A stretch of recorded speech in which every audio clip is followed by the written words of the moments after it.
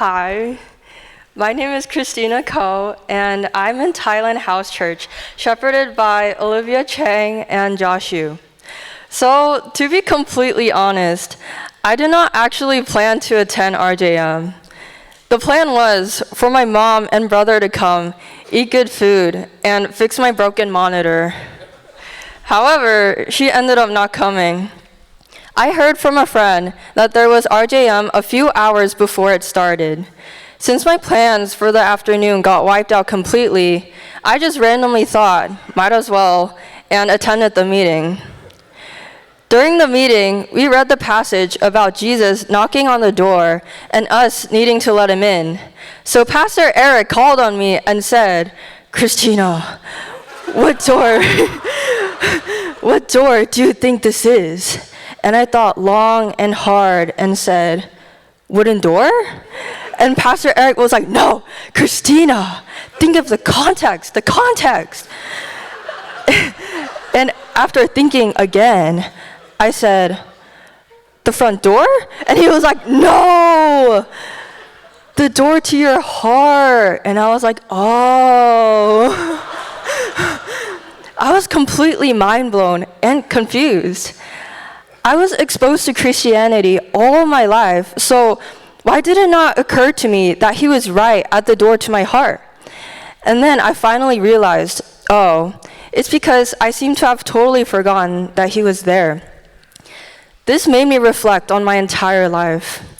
When I was really little, I did everything that a devout Christian kid would do, and I was so extra with it too. I went to choir, praise team, read the Bible even though I didn't understand a thing, gave offerings using my parents' money, went to church Friday, Saturday, and Sunday, and more. But when my dad left to work in Korea when I was 8, my devotion plummeted. He was the pillar of my family's Christian faith. He is so devout that my mom would even say that he was born in the wrong century and needed to live with the Christian monks in the Middle Ages. My faith and every Christian thing that I did were dependent on his presence and getting his approval, rather than being driven by a personal relationship with God. As I grew older, I became lukewarm in my faith. Last week's sermon talked about Revelations chapter 3, verses 15 through 16, which says, "I know your deeds, that you are neither cold nor hot. I wish you were either one or the other. So, because you are lukewarm, neither hot nor cold, I'm about to spit you out of my mouth." That was me. I was the worst case scenario in the eyes of God. I was neither hostile nor enthusiastic about my faith. I just felt indifferent and numb.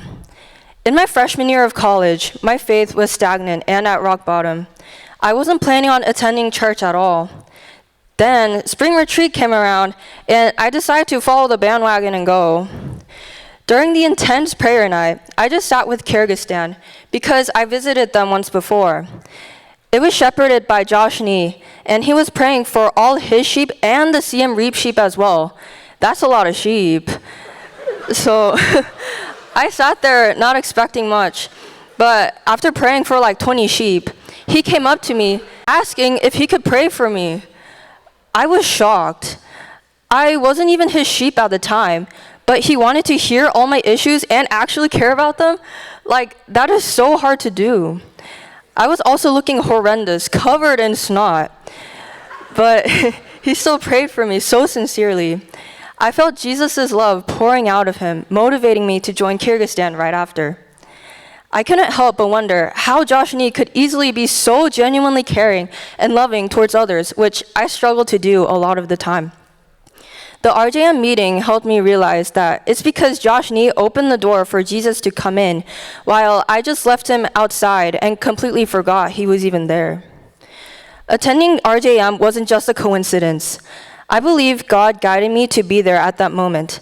As Pastor Eric talked about Jesus knocking on the door of our hearts, I began to realize that Jesus had been knocking on my heart for a long time, and I had ignored him.